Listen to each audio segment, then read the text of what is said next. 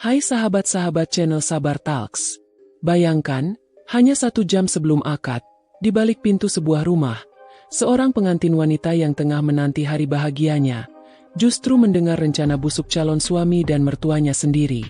Kata-kata yang menusuk jantung, pengkhianatan yang merobek hati, dan sebuah kebenaran pahit yang membuatnya hampir kehilangan akal. Bagaimana rasanya ketika cinta yang kau jaga dengan tulus, ternyata hanyalah jebakan keji? Dan apa yang ia lakukan selanjutnya akan membuatmu terdiam. Namun sebelumnya, kalau kamu suka cerita yang menyentuh hati, klik subscribe sekarang juga ya. Jangan lupa like videonya. Dan tulis di komentar kamu nonton dari mana.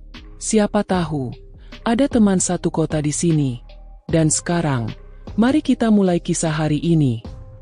Aku membuka mata pagi itu dengan jantung yang berdegup lebih kencang dari biasanya.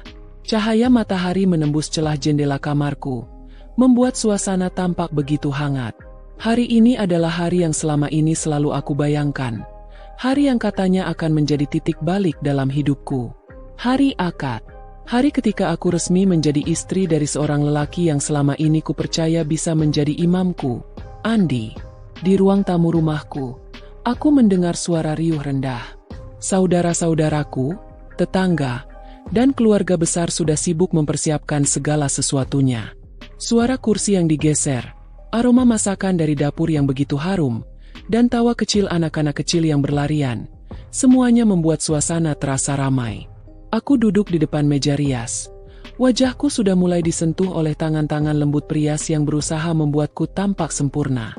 Aku menatap cermin dengan hati bergetar. Gaun putih yang sudah tergantung di sudut kamar membuatku tertegun. Aku mencoba menguatkan diri, tersenyum, dan berkata dalam hati bahwa semua akan baik-baik saja. Aku mencoba meyakinkan diriku, meski sebenarnya ada rasa asing yang sejak semalam terus mengganggu pikiranku. Cantik sekali, seperti bidadari, ucap sepupuku yang duduk di sebelahku sambil membantu merapikan beberapa perlengkapan. Aku tersenyum kecil, meski dalam hatiku ada rasa gelisah yang tak bisa aku pahami. Waktu berjalan begitu cepat. Di luar, kursi-kursi sudah tertata rapi. Tamu undangan mulai berdatangan dengan pakaian terbaik mereka. Senyum mereka, ucapan selamat yang kudengar dari kejauhan, membuatku semakin gugup. Aku tahu, sebentar lagi kehidupanku akan berubah. Namun, di balik semua itu, ada sebuah kekosongan yang tak bisa aku jelaskan. Seperti ada suara dalam diriku yang terus bertanya, benarkah ini pilihan terbaikku? Benarkah aku akan bahagia? Aku mengingat beberapa minggu terakhir sebelum hari ini. Andi, calon suamiku, terlihat agak berbeda. Tidak lagi sering memberi kabar, sikapnya dingin, dan kadang ia seperti menghindar saat kami sedang membicarakan hal-hal tentang masa depan. Aku mencoba mengabaikan semua itu, menutup telinga dari gosip atau perasaan negatif. Aku pikir mungkin hanya karena tekanan menjelang pernikahan. Namun, pagi ini, rasa itu muncul kembali. Jantungku bukan hanya berdegup karena gugup, tapi juga karena rasa takut yang tak bisa kujelaskan. Aku menarik napas panjang, mencoba menenangkan diri. Prias menyuruhku menutup mata saat ia memulas mataku dengan riasan tipis. Aku mencoba memejam, tetapi pikiranku terus berkelana. Bayangan wajah Andi terlintas. Dengan senyumannya yang dulu membuatku jatuh cinta. Aku ingin percaya bahwa semua akan baik-baik saja. Tapi ada sesuatu yang tak selaras di dalam diriku. Suara ibuku terdengar dari luar kamar. Ayo, sebentar lagi siap-siap. Penghulu sudah dalam perjalanan. Suara itu membuatku makin panik. Semua terasa nyata. Semakin dekat. Tidak ada jalan kembali. Setidaknya, begitu yang kupikirkan saat itu. Aku menoleh ke arah gaun putih yang tergantung rapi, lalu berbisik pada diriku sendiri. Inilah saatnya.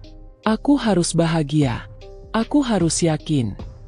Tapi entah mengapa, di lubuk hati terdalam, ada sebuah firasat yang seakan berteriak. Firasat yang belum bisa aku pahami. Aku berdiri, mencoba melangkah ke arah gaun itu. Kakiku sedikit gemetar. Sepupuku tersenyum, mencoba menenangkanku dengan candaan kecil, tetapi pikiranku sudah tidak bisa lagi fokus. Hari itu seharusnya menjadi pagi yang penuh harapan. Tapi tanpa kusadari, pagi itu juga adalah awal dari sebuah kenyataan pahit yang akan merubah seluruh hidupku. Aku berdiri di depan gaun putih itu, masih terdiam, mataku menerawang kosong. Jantungku berdegup begitu cepat, seolah tubuhku memberi isyarat bahwa ada sesuatu yang tidak beres. Aku menelan ludah, mencoba mengusir rasa aneh yang terus menyergapku. Dari luar kamar, suara riuh tamu semakin jelas. Ada suara tawa, suara kursi yang bergeser, bahkan ada musik pelan yang mengalun dari pengeras suara. Semua itu seakan mengingatkanku bahwa waktuku semakin dekat, bahwa sebentar lagi aku akan duduk di hadapan penghulu bersama Andi. Sepupuku mendekat sambil membawa selendang kecil untuk melengkapi busana pengantin yang akan aku kenakan. "Ayo, jangan tegang, tenang saja. Sebentar lagi selesai. Semua orang sudah menunggu," katanya lembut. Aku mencoba tersenyum, meski bibirku terasa kaku. "Iya," jawabku pelan. Namun, di dalam kepalaku, suara-suara itu semakin gaduh. Aku kembali teringat bagaimana sikap Andi yang berubah beberapa minggu terakhir. Ia jarang lagi menatap mataku dengan hangat. Ia lebih sering sibuk dengan ponselnya, atau memberikan jawaban singkat ketika aku bercerita. Aku mencoba menutup mata dari semua itu, karena aku sudah terlalu dalam masuk dalam proses pernikahan ini. Undangan sudah tersebar, keluarga sudah berkumpul, dan biaya sudah begitu banyak dikeluarkan. Aku tidak ingin mengecewakan siapapun. Itulah alasan terbesar aku terus memaksa diriku untuk percaya bahwa semua ini hanya perasaanku saja. Namun, semakin aku menolak, semakin kuat pula perasaan itu menghantamku. Aku menatap gaun putih itu lagi. Di balik keindahannya, tiba-tiba aku merasa seolah gaun itu seperti tali yang akan mengikatku, menjeratku pada sesuatu yang belum tentu membuatku bahagia. Aku menggenggam tanganku sendiri, merasakan keringat dingin yang keluar. Suara ibuku kembali terdengar, kali ini lebih dekat, seolah ia berdiri di depan pintu kamar. "Nak, sudah siap? Jangan lama-lama, ya." Aku memejamkan mata, menahan napas sejenak sebelum menjawab. "Iya, Bu. Sebentar lagi." Sepupuku segera membantu mengenakan selendang itu di pundakku. Perias menambahkan sentuhan terakhir pada riasan mataku. Semua tampak sempurna dari luar, tapi di dalam diriku, badai kegelisahan makin kencang. Aku duduk kembali di kursi rias, menatap wajahku di cermin. Seorang wanita dengan riasan cantik, bibir merah merekah, mata yang dibuat indah, dan busana yang megah. Tapi sorot matanya kosong. Itu mataku, dan itu adalah hal yang paling menakutkan. Aku berusaha menghibur diriku sendiri. Mungkin nanti setelah akad, semuanya akan baik-baik saja. Mungkin aku hanya terlalu gugup. Tapi kalimat itu terasa hambar. Bahkan suara dalam hatiku membantahnya, seolah berteriak, "Tidak, ini bukan sekadar gugup. Ini adalah peringatan." Aku mencoba menepisnya. Aku berdiri, berjalan pelan menuju jendela kamar yang sedikit terbuka. Dari sana aku bisa melihat halaman rumah, kursi-kursi putih yang sudah dipenuhi tamu undangan. Aku melihat Andi, calon suamiku, berdiri di dekat mobil bersama beberapa temannya. Dari kejauhan, ia terlihat rapi dengan pakaian pengantin laki-laki yang sudah dikenakan. Tapi entah kenapa, tatapan itu tidak memberiku rasa tenang. Aku tidak melihat senyum tulus di wajahnya. Ia terlihat sibuk, seperti seseorang yang menyembunyikan sesuatu. Tatapannya sesekali melirik jam tangan, seolah ada sesuatu yang lebih penting dari sekadar menungguku. Aku mundur dari jendela, menarik tirai perlahan. Dadaku semakin sesak. Sepupuku yang memperhatikan gerak-gerikku mulai heran. "Kamu kenapa? Dari tadi kelihatan tegang sekali. Kamu sakit?" Aku tersentak. "Tidak, aku cuma agak pusing." "Kalau pusing, minum air dulu. Tenang, semua akan baik-baik saja. Jangan terlalu dipikirin. Nikmati aja. Ini kan hari bahagiamu." Hari bahagia. Kata-kata itu justru terasa seperti sindiran. Karena aku sendiri bahkan tidak bisa merasakan kebahagiaan itu. Yang ada hanya ketakutan dan keraguan. Aku duduk kembali di kursi, mencoba menenangkan diri dengan menarik napas dalam-dalam. Tapi saat itu, tiba-tiba sebuah bayangan buruk melintas di pikiranku. Aku membayangkan diriku beberapa tahun setelah pernikahan ini, hidup dalam rumah tangga yang penuh masalah, dengan seorang suami yang ternyata tidak mencintaiku. Aku membayangkan diriku menangis setiap malam, merasa terjebak dalam pernikahan yang salah. Bayangan itu begitu jelas, membuat tubuhku merinding. Aku menunduk, kedua tanganku gemetar. Allah, lindungi aku, bisikku lirih. Tiba-tiba pintu kamar diketuk. Kali ini lebih keras. Seorang panitia pernikahan masuk. Wajahnya tergesa.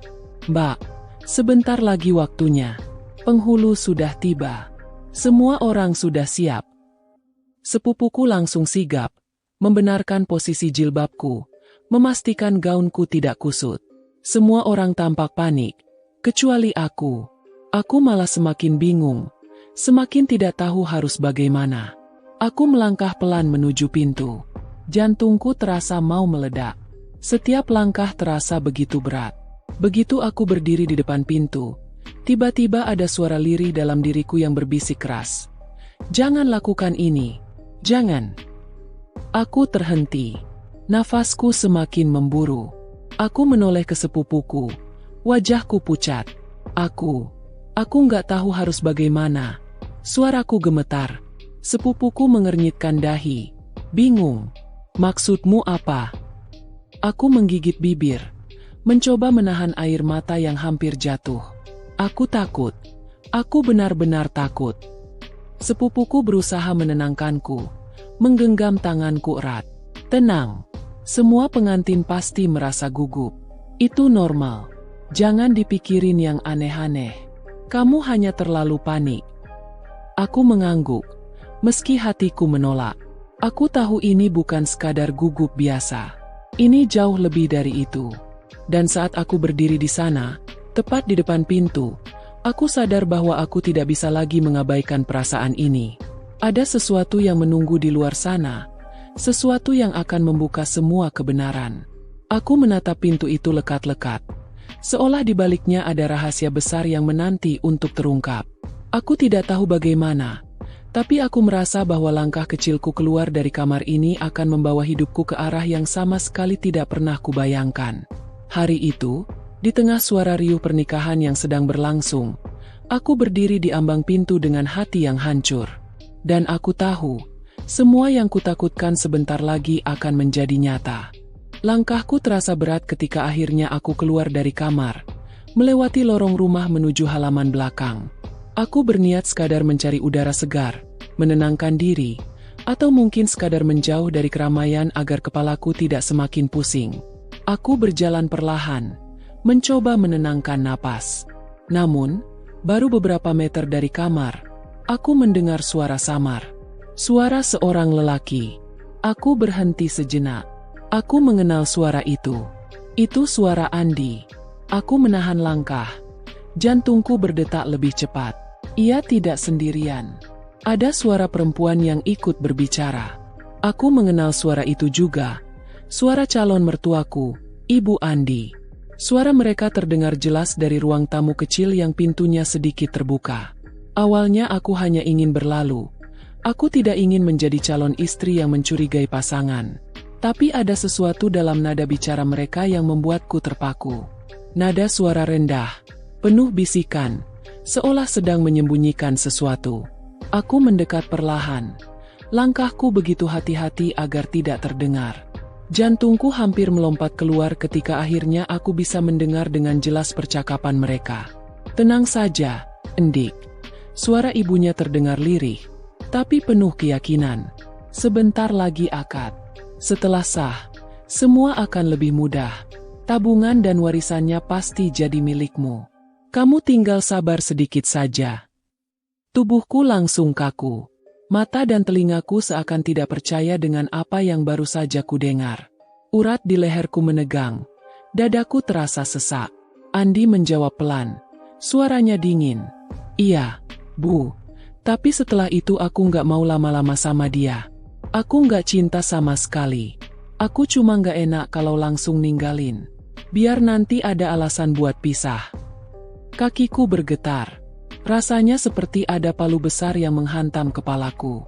Semua suara di sekitar seolah menghilang. Yang tersisa hanya suara dua orang itu yang menusuk telingaku. Ibunya kembali berbicara. Kamu jangan bodoh. Kalau sudah sah, kamu harus pastikan harta itu pindah ke tanganmu dulu. Setelah itu, terserah kamu mau bagaimana. Yang penting, jangan sampai ada yang mencium rencana kita. Ingat, ini kesempatan emas. Kamu nggak boleh gagal. Aku hampir kehilangan keseimbangan. Tanganku mencari pegangan di dinding. Tubuhku gemetar, mataku panas. Tapi aku harus menahan tangis agar mereka tidak tahu aku mendengarkan. Lalu Andi kembali bicara, dengan nada yang semakin membuatku hancur.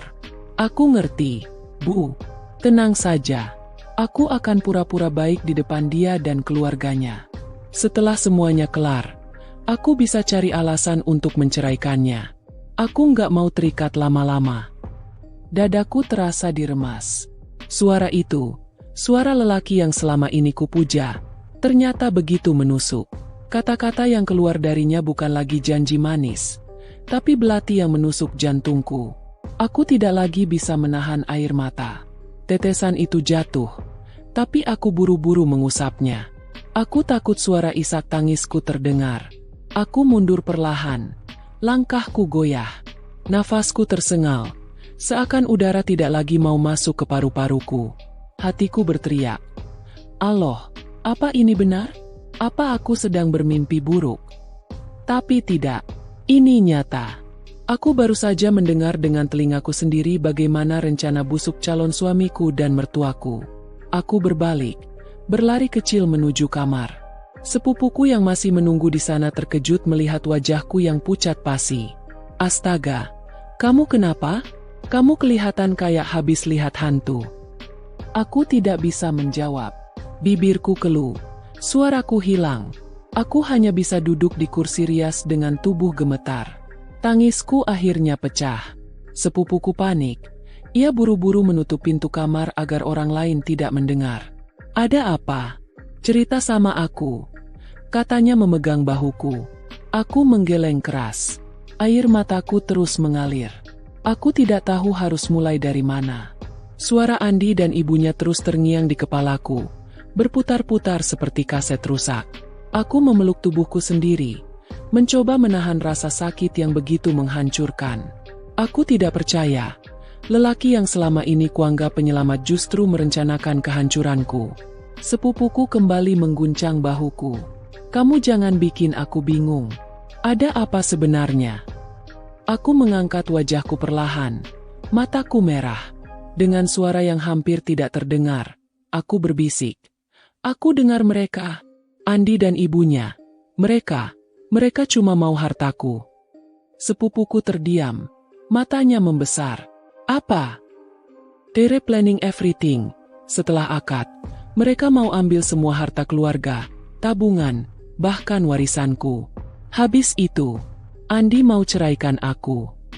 Sepupuku langsung menutup mulutnya dengan tangan. Terkejut, wajahnya berubah pucat. Ia menatapku dengan tatapan tidak percaya. Aku menunduk, menangis lagi. Aku dengar sendiri. Aku dengar jelas dengan telingaku. Semua ini jebakan. Ruangan itu terasa semakin sempit. Nafasku semakin berat. Aku merasa seluruh dunia runtuh menimpaku. Di luar, suara musik akad semakin jelas. Semua orang tersenyum, menunggu acara bahagia. Tapi aku, pengantin wanita, justru hancur berkeping-keping di balik pintu kamar. Aku menatap gaun putihku. Gaun yang tadinya penuh harapan, kini terlihat seperti kain kafan. Aku merasa seolah aku akan dikubur hidup-hidup jika tetap melangkah keluar dan melanjutkan akad ini. Sepupuku menggenggam tanganku erat. Kamu harus tenang. Kita nggak boleh gegabah. Aku menggeleng kuat. Air mataku jatuh semakin deras. Aku nggak bisa. Aku nggak sanggup. Aku nggak mau jadi korban mereka. Aku terdiam lama. Hanya isak tangis yang terdengar. Sepupuku masih mencoba menenangkanku. Tapi pikiranku sudah berputar cepat. 1 jam sebelum akad, aku harus membuat keputusan besar. Keputusan yang akan mengubah segalanya. Aku tahu satu hal. Aku tidak bisa berpura-pura bahagia. Aku tidak bisa melangkah ke pelaminan bersama lelaki yang ternyata hanya ingin menghancurkanku. Dan di dalam kepalaku, satu kata mulai terbentuk dengan jelas. Kata itu sederhana, tapi penuh keberanian. Kabur. Kata itu berputar-putar di kepalaku, semakin lama semakin keras, seakan memaksa diriku untuk segera bertindak. Aku menatap wajah sepupuku yang masih kebingungan, kemudian menggenggam tangannya erat. Aku harus keluar dari sini, kataku dengan suara bergetar, tapi tegas. Sepupuku terperanjat. Ia menatapku dengan mata melebar. Keluar? Maksudmu apa? Kamu mau kabur sekarang? Astaga, ini gila. Semua orang sudah berkumpul. Tamu sudah penuh. Penghulu sudah datang. Kamu sadar apa akibatnya kalau kamu benar-benar pergi? Aku menunduk, menahan air mata yang sudah hampir habis. Suaraku serak, tapi tekadku jelas. Lebih baik aku kabur sekarang, daripada aku mengikatkan diri dengan laki-laki busuk itu. Kamu nggak ngerti. Aku dengar mereka sendiri. Mereka sudah rencanakan semuanya. Kalau aku tetap akad, habis aku. Hidupku hancur. Sepupuku menarik napas panjang. Jelas panik. Ia berjalan mondar-mandir di kamar, memegangi kepalanya. Ya Allah, aku juga nggak tahu harus gimana. Ini gawat sekali. Tapi kalau kamu pergi, keluarga kita bakal malu besar. Semua orang akan ngomongin.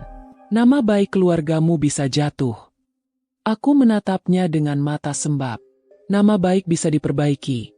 Tapi kalau aku menikah dengan Andi, aku akan mati perlahan. Aku nggak sanggup. Aku nggak bisa pura-pura. Sepupuku terdiam, menatapku lama. Ia akhirnya mendekat, memegang kedua bahuku. Kalau gitu, kamu harus bilang ke ibumu. Kamu nggak bisa ambil keputusan sendiri. Ibumu harus tahu sekarang juga. Jantungku berdetak semakin kencang. Benar, aku tidak bisa diam. Aku harus menceritakan kebenaran ini pada orang yang paling kusayangi, ibuku. Aku bangkit dari kursi. Gaun putihku menyapu lantai.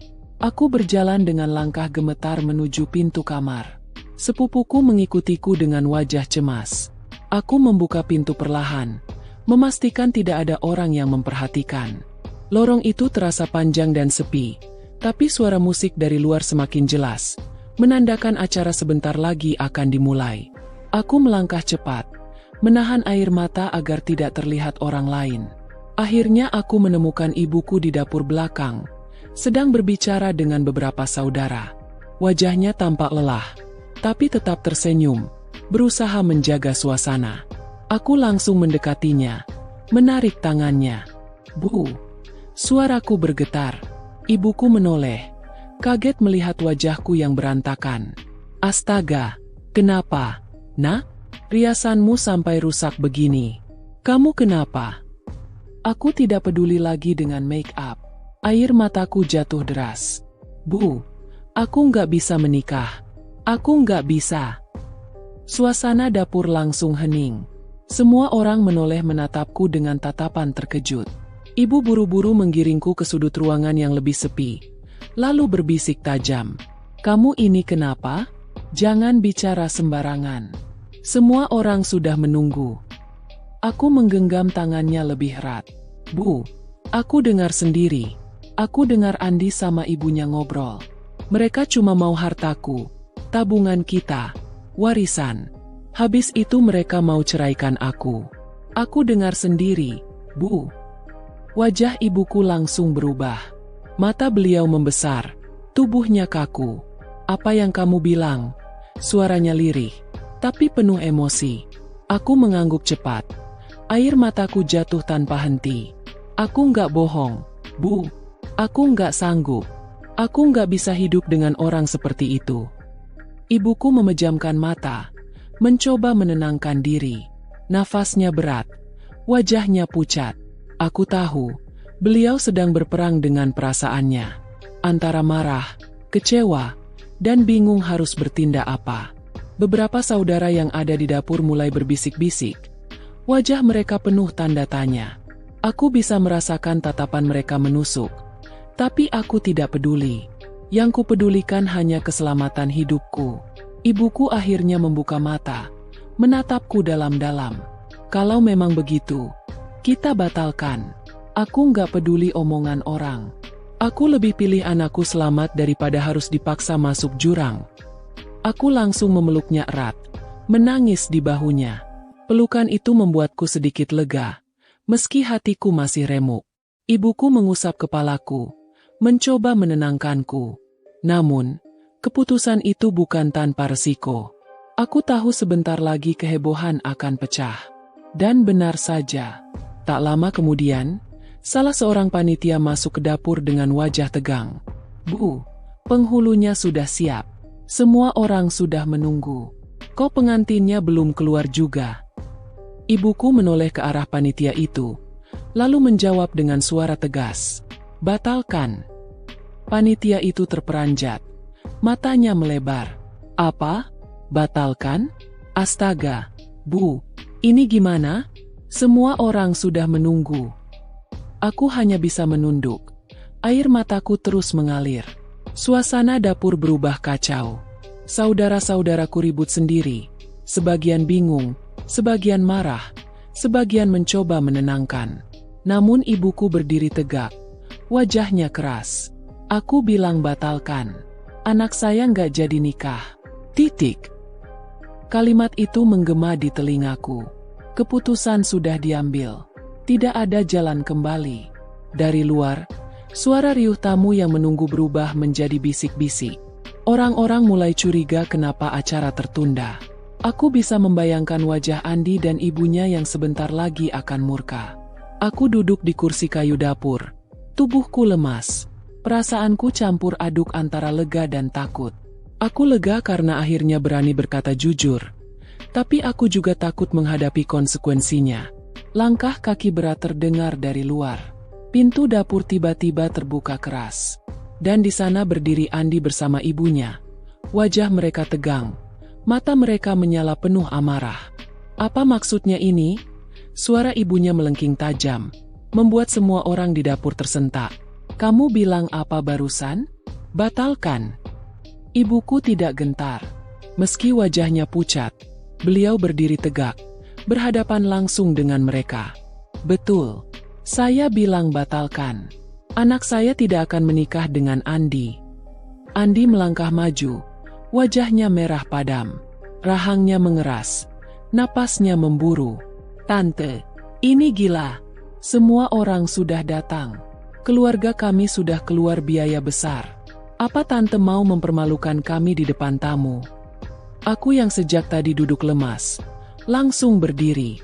Suaraku bergetar, tapi aku mencoba menahan ketakutanku. Aku yang gak mau. Andi, aku dengar semuanya. Aku dengar rencana kamu sama ibumu. Kalian mau hancurin aku setelah dapat hartaku. Aku nggak sebodoh itu. Suasana ruangan langsung membeku. Beberapa saudara yang tadinya hanya berbisik kini menatap dengan mata melebar. Jelas tak percaya dengan apa yang baru saja kudengar. Wajah Andi langsung kaku, lalu berubah jadi marah. Kamu ngawur. Jangan fitnah aku sembarangan. Aku menggeleng cepat. Air mataku jatuh deras. Aku dengar sendiri. Andi, di ruang tamu belakang. Kamu sama ibumu ngobrol tanpa sadar kalau aku ada di dekat situ. Aku dengar jelas kalian bilang soal warisan, soal tabungan ibu, bahkan soal rencana cerai setelah 6 bulan.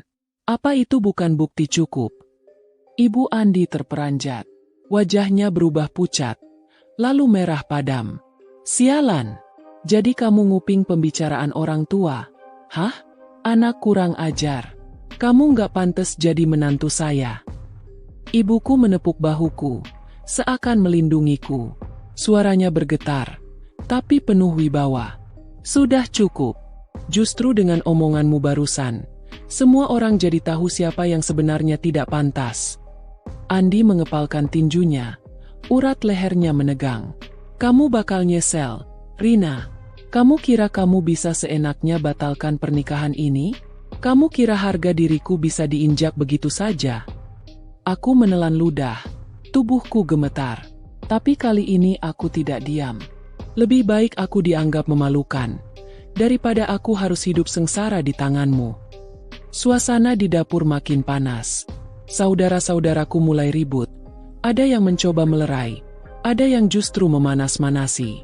Sementara suara musik dari pelaminan terus terdengar, seolah mengejek kekacauan yang terjadi di belakang panggung.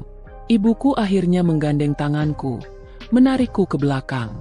Kita pergi, Nak. Kita nggak usah buang waktu lagi di sini. Aku mengikutinya dengan langkah gontai. Jantungku berdetak liar. Tapi sebelum kami sempat keluar dari dapur, Andi tiba-tiba menghalangi jalan. Wajahnya semakin menyeramkan, seperti laki-laki yang siap kehilangan kendali. Kamu nggak bisa seenaknya pergi begitu saja, katanya dengan suara rendah tapi penuh ancaman.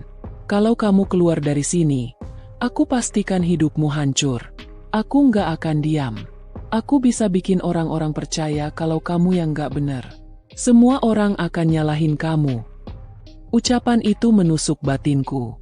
Ketakutan yang sejak tadi berusaha kutahan kini semakin kuat. Aku bisa bayangkan omongan tetangga, gosip keluarga, bahkan cibiran masyarakat. Aku tahu Andi bisa saja memutarbalikkan fakta. Namun ibuku maju selangkah, berdiri di depanku. Wajahnya dingin, matanya tajam. Berani kamu macam-macam sama anakku? Berhadapan dulu sama aku. Ingat, Allah nggak tidur. Jangan kira kamu bisa leluasa menindas orang tanpa balasan. Andi terdiam sejenak, tapi aku bisa melihat sorot matanya penuh dendam. Ia tidak akan menyerah begitu saja. Kami akhirnya berhasil keluar dari dapur dengan langkah cepat. Aku mendengar suara-suara dari pelaminan yang mulai gaduh. Rupanya kabar batalnya akad sudah bocor. Suara tamu yang bertanya-tanya bercampur dengan teriakan panitia yang panik. Saat aku melangkah melewati lorong, beberapa tamu menatapku dengan pandangan penuh tanda tanya. Ada yang berbisik, ada yang melirik sinis, ada pula yang menunjukkan rasa kasihan. Tapi aku hanya bisa menunduk, berusaha menahan air mata yang terus mengalir. Di luar rumah, udara terasa sesak. Aku memandang langit yang mendung, seolah ikut menangisi keadaanku. Ibuku merangkul bahuku erat, sementara sepupuku mengikuti dari belakang, masih syok dengan kejadian ini. Namun aku tahu, badai yang lebih besar akan segera datang. Andi dan ibunya pasti tidak akan tinggal diam. Aku menoleh ke arah rumah, melihat siluet Andi berdiri di pintu dengan tatapan tajam yang membuat bulu kuduku meremang. Sorot matanya seolah berjanji akan membalas dendam. Dan untuk pertama kalinya, aku benar-benar merasa dunia serasa runtuh. Apalagi ketika sorot mata Andi menancap dari ambang pintu, seolah menandai tubuhku sebagai miliknya yang tak boleh lepas. Aku menunduk, tapi tatapan itu masih terasa membakar punggungku, menorehkan ketakutan yang sulit kuhapus. Ibu, kita harus pergi sekarang, bisikku lirih sambil menggenggam tangannya erat. Nafasku tersengal, dadaku sesak. Aku nggak mau ada di sini lagi. Aku takut. Ibuku mengangguk cepat. Tanpa banyak kata, ia menarikku melewati kerumunan tamu yang mulai gaduh. Suara-suara sumbang mulai terdengar. Astagfirullah, pengantinnya lari. Katanya mau dibatalin.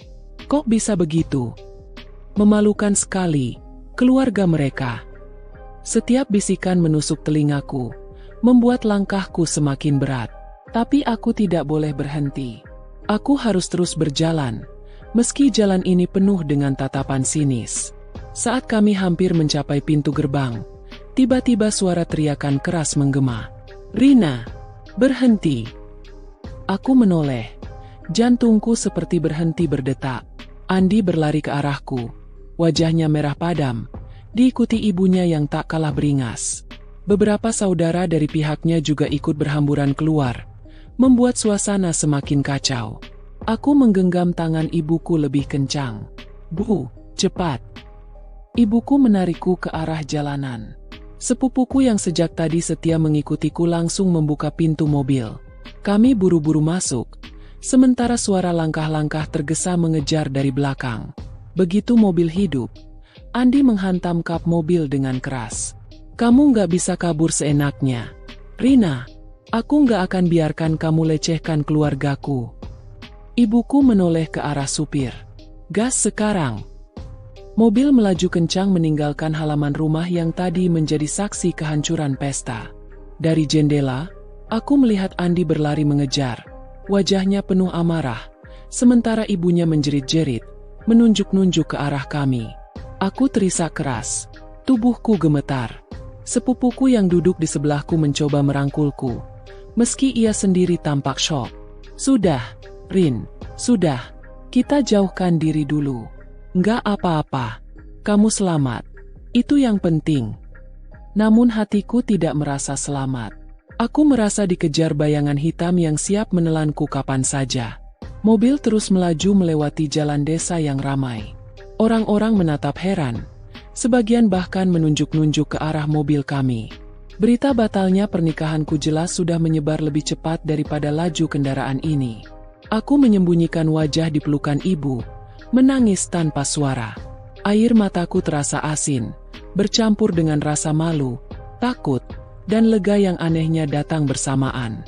Di tengah keheningan itu, suara ponsel ibuku berdering keras. Semua orang di dalam mobil terkejut. Ibuku menatap layar. Wajahnya langsung tegang. Nomornya Andi. Aku refleks meraih ponselnya. "Jangan diangkat. Bu, tolong jangan." Ibuku menekan tombol tolak dengan tangan gemetar. Tapi ponsel itu terus berdering lagi dan lagi, seakan Andi tidak akan pernah berhenti. "Bu, aku takut. Dia nggak akan diam. Dia bisa bikin cerita terbalik. Bikin semua orang percaya aku yang salah." Suaraku nyaris putus. Ibuku mengusap punggungku. "Tenang, Nak. Kita harus kuat. Biarlah orang bicara apapun. Yang penting kamu selamat. Uang, harta, nama baik, semua bisa dicari lagi. Tapi kalau kamu terjebak dengan orang jahat, itu nggak ada gantinya." Kalimat itu menenangkan sekaligus menohok. Aku tahu ibuku benar. Tapi aku juga tahu Andi tidak akan menyerah semudah itu. Benar saja. Tak lama kemudian, ponsel sepupuku berbunyi. Kali ini bukan dari Andi, melainkan dari salah satu tetangga. Suaranya terburu-buru, nyaris panik. "Cepat kalian hati-hati. Andi ngamuk. Dia bilang keluarganya dipermalukan. Dia ancam mau datang ke rumah kalian malam ini." Aku langsung mematung. Nafasku tercekat. Jantungku berdegup kencang. Tubuhku terasa dingin. "Ya Allah," gumam ibuku lirih. Mobil terus melaju. Tapi aku merasa seakan neraka sedang mengejar di belakangku. Tidak ada tempat aman. Tidak ada waktu untuk tenang. Setibanya di rumah, suasana pun tidak kalah mencekam. Beberapa tetangga sudah berkumpul, ingin tahu kebenaran cerita yang beredar. Wajah-wajah penuh rasa ingin tahu itu membuatku makin terhimpit. Aku langsung masuk ke kamar, mengunci pintu, dan jatuh terduduk di lantai. Suara gaduh di luar terdengar samar, bercampur dengan dering ponsel yang tak ada habisnya. Aku menatap langit-langit kamar. Air mata menggenang. Di kepalaku hanya ada satu kata yang terus bergaung. Kabur. Tapi kemana? Jika aku tetap di rumah, Andi bisa datang kapan saja. Jika aku pergi, aku harus meninggalkan segalanya. Dunia di luar mungkin menganggap aku pengecut, memalukan, wanita yang tidak tahu diri. Tapi hanya aku yang tahu luka ini. Hanya aku yang tahu betapa busuknya niat yang disembunyikan di balik janji manis seorang calon suami. Malam itu, aku terjaga sendirian. Setiap bunyi motor yang lewat membuatku terlonjak. Setiap gonggongan anjing membuatku ketakutan. Bayangan wajah Andi dengan mata penuh dendam terus menghantuiku. Aku sadar, ini belum berakhir. Justru semuanya baru saja dimulai. Bayangan wajah Andi dengan mata penuh dendam terus menghantui pikiranku. Semalaman aku tidak bisa memejamkan mata. Setiap kali hampir terlelap, aku terbangun oleh suara-suara kecil, gesekan ranting di jendela, deru motor lewat, atau gonggongan anjing yang tiba-tiba. Semua itu membuat jantungku berpacu seakan Andi sudah berada di depan rumah. Pagi harinya, rumah kami seperti medan perang. Telepon rumah berdering tanpa henti. Ponsel ibu terus menerima pesan dari kerabat dan tetangga. Ada yang menanyakan kabar, ada yang ingin tahu gosip, ada pula yang terang-terangan menyalahkan kami karena memalukan keluarga besar. Ibuku berusaha menutup telinga, tapi aku tahu beliau terluka. Saat beliau duduk di ruang tamu, wajahnya tampak sayu, matanya sembab. Aku menghampirinya, duduk di samping, lalu menggenggam tangannya.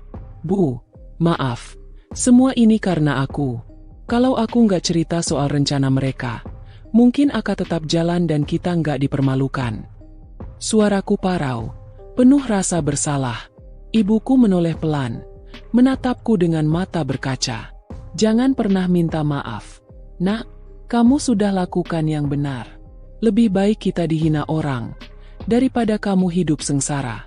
Ingat, Allah tahu isi hati manusia. Biarlah Dia yang balas mereka.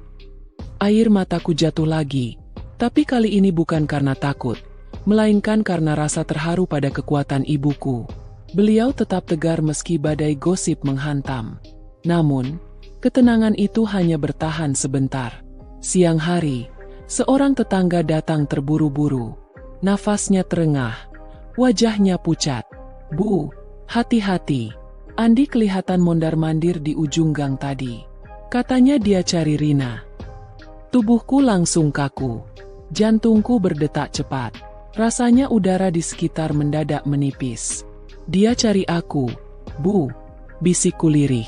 Ya Allah, dia pasti mau balas dendam. Ibuku memeluk bahuku erat. Tenang, Nak, jangan keluar rumah. Biar ibu yang hadapi kalau dia benar-benar datang. Namun, bayangan Andi berdiri di ujung gang saja sudah cukup membuatku menggigil. Aku merasa seperti seekor burung yang terjebak di sangkar, menunggu predator datang menerkam. Malam itu, ketakutanku menjadi nyata. Sekitar pukul 10 malam, terdengar suara motor berhenti tepat di depan rumah. Aku menahan napas, berusaha mendengarkan.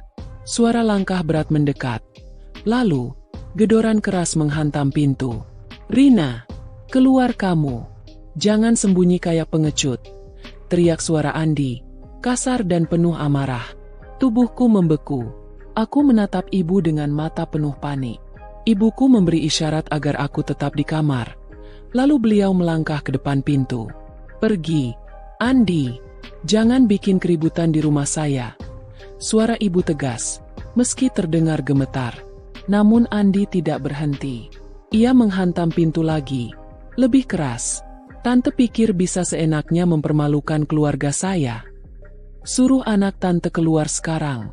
Kalau enggak, saya bongkar semua aibnya. Aku menutup mulut dengan tangan, menahan isak. Tubuhku gemetar hebat. Rasanya seluruh dunia mendadak gelap. Beberapa tetangga mulai keluar rumah, penasaran dengan keributan itu. Aku mendengar bisik-bisik dari luar, tapi Andi tidak peduli. Ia terus memaki, menuntut aku keluar. Ibuku akhirnya berteriak, "Kalau kamu masih terus ribut, saya lapor polisi." Andi, jangan kira kamu bisa seenaknya mengancam. Hening sejenak, lalu terdengar suara tawa sinis dari Andi. Polisi? Tante kira siapa yang bakal percaya? Semua orang tahu anak tante yang bikin malu. Aku tinggal bilang dia kabur karena ada laki-laki lain. Selesai. Nama kalian hancur sendiri. Kalimat itu menusuk hatiku. Nafasku tercekat. Air mataku pecah lagi. Aku tahu Andi mampu melakukannya. Ia pintar memutarbalikkan cerita, dan orang-orang di luar sana lebih mudah percaya gosip dibanding kebenaran. Beberapa detik kemudian, suara motor kembali meraung, menjauh dari rumah. Tapi bukan rasa lega yang kudapat, melainkan rasa was-was yang semakin kuat. Aku tahu, ini bukan akhir. Ini baru awal teror panjang. Aku keluar dari kamar, menghampiri ibu yang duduk di kursi ruang tamu dengan wajah pucat. Aku langsung memeluknya erat. Bu, aku nggak sanggup kalau begini terus. Aku harus pergi dari sini. Aku harus kabur jauh-jauh. sebelum dia benar-benar menghancurkan kita. Ibuku terdiam. Aku bisa merasakan tubuhnya bergetar dalam pelukan. Beliau tahu aku benar, tapi berat melepas anaknya pergi sendirian.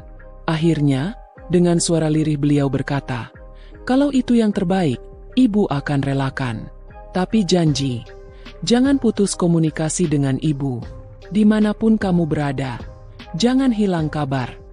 Aku mengangguk dengan air mata bercucuran. "Aku janji, Bu." Malam itu, kami duduk berdua tanpa kata. Hanya ada keheningan yang dipenuhi rasa takut dan tekad. Aku tahu, besok aku harus membuat keputusan terbesar dalam hidupku, meninggalkan rumah, keluarga, dan segala kenyamanan, demi keselamatan diriku sendiri. Dan di balik semua itu, satu hal yang pasti, Andi tidak akan berhenti mengejarku. Pikiran itu berputar-putar di kepalaku sepanjang malam, membuatku tak bisa memejamkan mata. Setiap kali mataku terpejam, bayangan wajahnya muncul dengan tatapan penuh dendam, siap menelan seluruh hidupku. Aku tahu, jika aku tetap tinggal di sini, ia akan menemukan cara untuk menghancurkan aku dan ibuku. Menjelang subuh, aku akhirnya mengambil keputusan. Aku harus pergi, meninggalkan rumah yang selama ini menjadi pelindungku, meninggalkan ibuku yang kucintai, dan meninggalkan kehidupan yang kukenal. Pilihan ini bukan karena aku pengecut, tapi karena aku ingin tetap hidup. Aku duduk di tepi ranjang, menatap koper kecil yang baru saja kupenuhi dengan pakaian secukupnya. Setiap lipatan kain yang kumasukkan ke dalam koper membuat hatiku semakin berat. Seakan aku sedang melipat bagian dari hidupku sendiri, lalu menguncinya untuk tak bisa kembali. Pintu kamar diketuk pelan.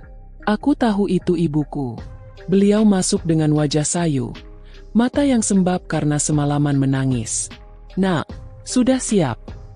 Aku mengangguk, meski air mataku kembali jatuh. "Bu, aku takut. Tapi aku juga lebih takut kalau tetap di sini. Aku nggak mau Andi terus teror kita." Ibuku duduk di sampingku, menggenggam tanganku erat. "Ibu tahu, Nak, ibu juga takut. Tapi kalau itu yang terbaik, pergilah. Ibu rela. Yang penting kamu selamat. Jangan pikirkan omongan orang. Nama baik bisa diperbaiki, tapi nyawa tidak bisa diganti." Aku langsung memeluk ibuku erat. Tangisku pecah, bercampur dengan rasa cinta dan perih. "Bu, aku janji gak akan putus kabar. Aku janji, meski aku jauh, aku akan selalu jadi anakmu." Beliau mengangguk pelan, mengusap rambutku seperti saat aku masih kecil. "Pergilah, Nak, sebelum pagi benar-benar datang dan orang-orang mulai curiga." Dengan langkah gontai, aku membawa koper keluar dari kamar. Rumah terasa sunyi, tapi keheningan itu justru membuat dadaku semakin sesak. Setiap sudut ruangan seakan berbisik, mengingatkanku pada kenangan. Namun aku tidak boleh berhenti. Aku harus melangkah. Di depan rumah, sepupuku sudah menunggu dengan motor. Ia yang semalam menjadi saksi kekacauan kini memilih untuk membantuku pergi. Wajahnya penuh cemas, tapi juga tegas. "Cepat naik, Rin. Aku antar kamu sampai terminal. Dari sana, kamu bisa pilih naik bus kemanapun." Aku menoleh pada ibuku sekali lagi. Air matanya jatuh deras, tapi beliau tersenyum, berusaha tegar. Aku membalas senyum itu meski hatiku remuk. "Assalamualaikum, Bu." "Waalaikumsalam, Nak. Semoga Allah lindungi langkahmu." Aku naik ke motor, memeluk koper kecilku erat-erat. Motor melaju perlahan, meninggalkan rumah yang selama ini menjadi tempat pulang. Dari kaca spion, aku melihat ibuku mengecil, lalu hilang di telan gelap subuh. Saat itu juga, hatiku seperti terkoyak. Perjalanan menuju terminal terasa panjang dan mencekam. Jalanan desa yang biasanya ramai kini lengang. Hanya ada lampu jalan redup dan suara mesin motor. Setiap tikungan membuatku was-was. Takut jika tiba-tiba Andi muncul dengan motor dan menghadang. "Rin, kamu yakin dengan keputusan ini?" tanya sepupuku di tengah perjalanan. Aku menggenggam erat koperku. Aku nggak punya pilihan lain. Kalau aku tetap di sini, hidupku habis. Lebih baik aku pergi meski harus mulai dari nol. Sepupuku menghela napas panjang. Aku ngerti. Tapi hati-hati ya. Jangan gampang percaya orang. Jangan sampai jejakmu ketahuan Andi. Aku mengangguk. Tekadku semakin bulat. Aku harus menghilang dari radar Andi. Seolah aku tidak pernah ada. Sesampainya di terminal, suasana masih sepi. Hanya ada beberapa bus yang sudah siap berangkat. Dengan supir yang menguap dan penumpang yang terburu-buru. Aku turun dari motor, memeluk sepupuku erat. Terima kasih sudah bantu aku. Tolong jaga ibu ya. Aku titip beliau. Sepupuku menepuk pundakku. Tenang, Rin. Ibumu aman sama aku. Kamu fokus selamatin dirimu. Ingat, jangan kasih tahu siapapun tujuanmu. Aku mengangguk. Lalu menarik koperku masuk ke dalam terminal. Rasanya langkahku berat sekali, seakan kakiku terikat rantai. Tapi aku terus berjalan, menatap papan tujuan bus yang berderet. Mataku berhenti pada satu nama kota besar yang jauh dari desaku. Tanpa pikir panjang, aku membeli tiket ke sana. Bus melaju meninggalkan terminal, membawaku menjauh dari tanah kelahiran. Aku duduk di kursi dekat jendela, menatap jalanan yang perlahan terang disinari matahari pagi. Setiap kilometer yang kulewati terasa seperti jarak yang memisahkanku dari masa lalu. Tapi di balik rasa lega, ada luka yang menganga. Aku menangis pelan, menutupi wajah dengan kerudung. Penumpang lain mungkin hanya melihatku sebagai gadis biasa yang merantau. Mereka tidak tahu aku sedang kabur dari neraka. Sepanjang perjalanan, pikiranku terus dihantui pertanyaan. Apakah Andi akan mengejarku? Apakah ia akan mencari jejak ke terminal? Apakah ia akan mendatangi rumah ibuku dan memaksa tahu kemana aku pergi? Ketakutan itu membuatku tidak bisa tenang. Aku tahu Andi punya banyak kenalan. Ia bisa menyebar cerita bohong, bisa menekan orang-orang untuk mencari keberadaanku. Aku seperti buruan yang harus pandai sembunyi. Sesampainya di kota tujuan, aku turun dengan hati yang ciut. Kota itu ramai, bising, penuh orang asing. Di satu sisi aku lega karena keramaian bisa menyamarkanku. Tapi di sisi lain aku merasa semakin sendirian. Aku menarik koper, melangkah tanpa tujuan pasti. Sampai akhirnya aku berhenti di sebuah musola kecil di pinggir jalan. Aku masuk, mengambil air wudhu, lalu sholat dengan hati yang hancur. Air mataku mengalir deras di setiap sujud. Ya Allah, lindungi aku. Jangan biarkan aku jatuh ke tangan orang jahat. Beri aku kekuatan untuk bertahan.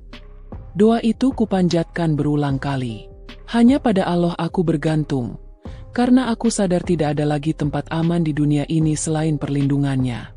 Setelah sholat, aku duduk di pojok musola, memeluk koperku erat. Aku memikirkan langkah selanjutnya. Aku tidak boleh terus menetap di tempat terbuka. Aku harus mencari tempat tinggal sementara, pekerjaan, dan identitas baru jika perlu. Namun semua itu tidak mudah. Aku hanyalah seorang gadis biasa, tanpa banyak uang, tanpa jaringan di kota besar. Yang kupunya hanya tekad dan doa.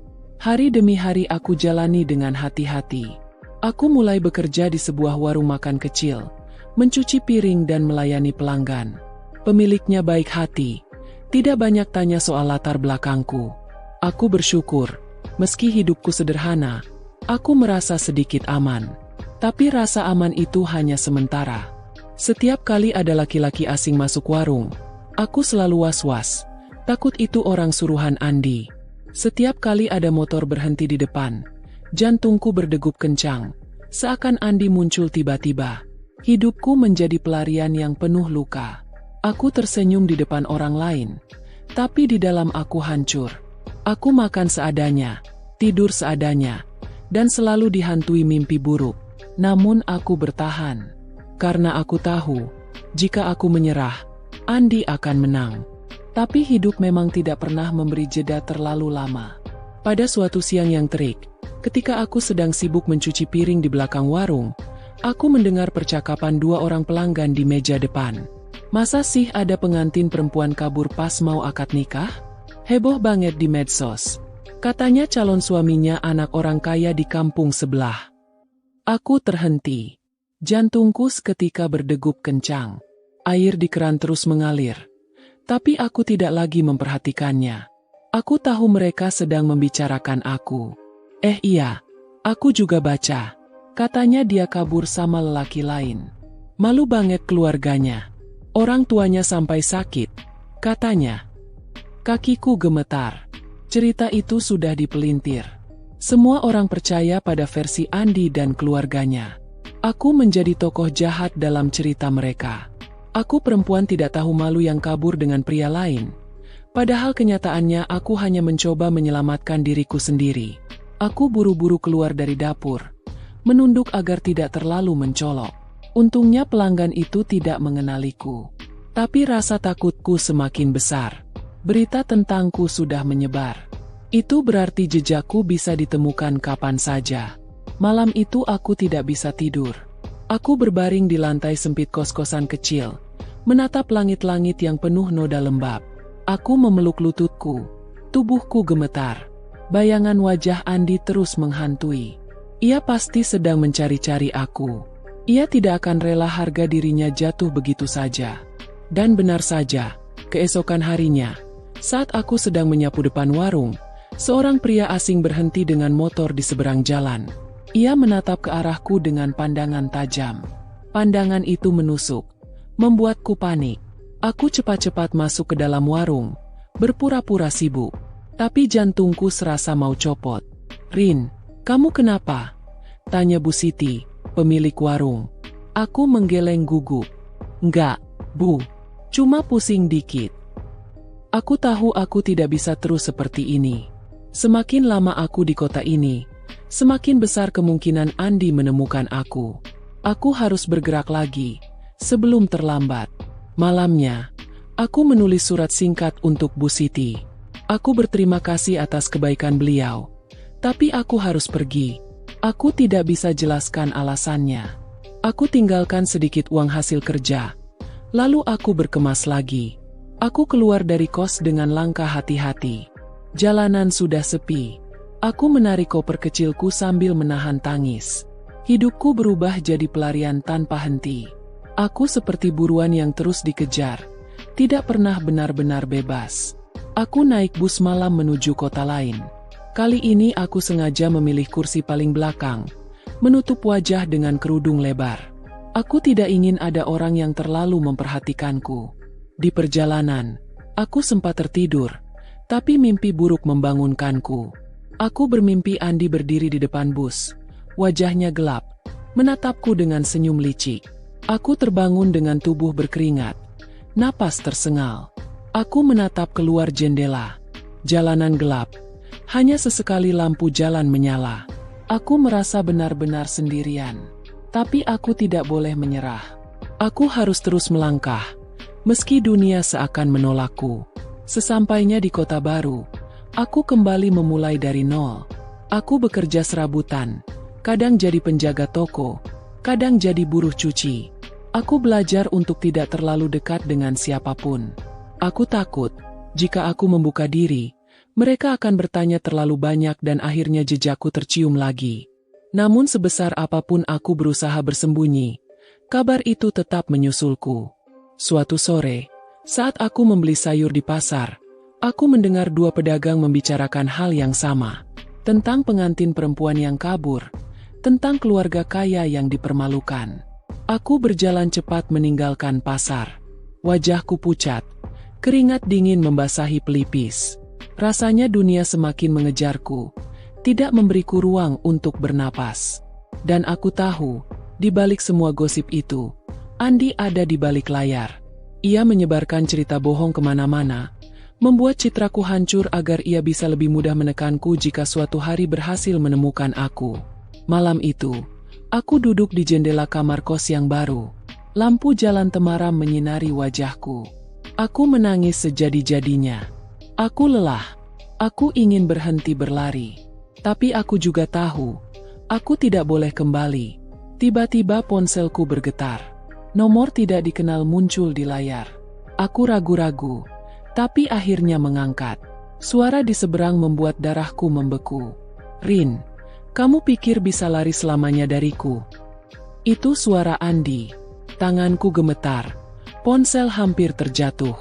Jantungku berdegup kencang. Nafasku tercekat. Aku langsung memutus sambungan, lalu mematikan ponsel. Tapi tubuhku sudah lemas tak berdaya. Andi sudah mencium jejakku. Aku berdiri di depan cermin, menatap wajahku yang pucat, mata sembab karena tangis. Aku tahu, pertempuran sesungguhnya baru saja dimulai. Jika aku ingin benar-benar bebas, aku harus berani melawan, bukan hanya berlari. Malam itu aku duduk di lantai. Ponsel masih tergeletak di sampingku. Suara Andi terus terngiang di telinga. Dingin, menusuk, dan penuh ancaman. Ia sudah menemukan celah. Tidak peduli aku pindah sejauh apa, dia akan terus mengejar. Air mataku jatuh lagi, tapi kali ini bercampur dengan amarah. Aku tidak bisa terus menjadi buruan. Aku harus berdiri, meski kakiku gemetar. Aku harus menunjukkan bahwa aku bukan boneka yang bisa mereka mainkan. Pagi harinya, aku nekat pergi ke sebuah kantor bantuan hukum kecil di kota itu. Aku masuk dengan langkah ragu, namun tekadku menguat saat melihat seorang perempuan parubaya menyambutku. Wajahnya ramah, tapi sorot matanya tajam. "Ada yang bisa saya bantu, Nak?" tanyanya. Aku menelan ludah, lalu menceritakan semuanya.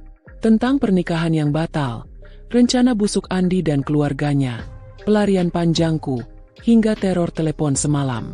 Perempuan itu mendengarkan dengan serius. Sesekali ia mencatat, sesekali ia mengangguk. Setelah aku selesai bercerita, ia berkata dengan suara mantap, "Nak, yang kamu alami ini bukan sekadar masalah pribadi. Ini pelecehan, ini ancaman. Kamu berhak dilindungi. Jangan biarkan mereka merenggut hidupmu lagi." Aku terdiam. Kata-katanya seperti membangunkan jiwa yang lama terpuruk. Untuk pertama kalinya, aku merasa ada jalan keluar selain kabur. "Kalau kamu berani, kita bisa ajukan laporan resmi. Ada saksi? Ada bukti?" tanyanya. Aku mengangguk pelan. Aku sempat merekam percakapan Andi dan ibunya sebelum akad. Di rekaman itu jelas sekali mereka merencanakan semua kebusukan itu. Mata perempuan itu berbinar. "Itu bukti kuat. Jangan takut. Kalau kamu siap, ayo kita lawan." Dadaku bergetar hebat. Ada rasa takut, tapi juga keberanian baru yang muncul. Aku mengangguk, meski air mataku jatuh lagi. Aku siap. Hari itu juga, kami pergi ke kantor polisi. Tanganku dingin, tubuhku gemetar, tapi aku melangkah. Saat duduk di depan penyidik dan menyerahkan rekaman suara itu, aku merasa seluruh dunia menatapku. Aku tahu, keputusan ini akan mengubah segalanya. Beberapa hari kemudian, berita mulai berbalik. Media lokal menulis tentang skandal calon pengantin pria yang ternyata ingin menjebak pasangannya demi harta. Nama Andi dan keluarganya mulai tercoreng. Gosip yang dulu menyudutkanku perlahan digantikan oleh simpati. Tapi aku tahu, Andi tidak akan diam. Malam itu, aku kembali mendapat telepon dari nomor asing. Suaranya berat, penuh kemarahan. "Kamu pikir bisa menjatuhkan aku dengan laporan itu? Kamu sudah mulai perang, Rin. Ingat, perang ini nggak akan selesai sampai salah satu dari kita hancur." Tubuhku merinding. Tapi kali ini aku tidak langsung menangis. Aku genggam ponsel erat-erat, lalu menjawab dengan suara bergetar tapi tegas. "Kalau begitu, bersiaplah, Andi, karena aku tidak akan lari lagi." Aku memutus panggilan, lalu menutup mata. Air mataku kembali jatuh, tapi bukan karena takut, melainkan karena aku akhirnya berani memilih jalan yang berbeda. Hari-hari ke depan pasti akan lebih berat. Aku tahu Andi akan melakukan segala cara untuk membalas. Tapi aku juga tahu, aku tidak sendirian lagi. Ada hukum yang bisa melindungiku. Ada ibuku yang selalu mendoakan. Ada keyakinan dalam hatiku bahwa Allah tidak pernah meninggalkan hamba-Nya. Dan di titik itulah aku sadar, inilah pertaruhan terakhirku. Pertaruhan antara masa lalu yang ingin menguburku dan masa depan yang ingin ku perjuangkan.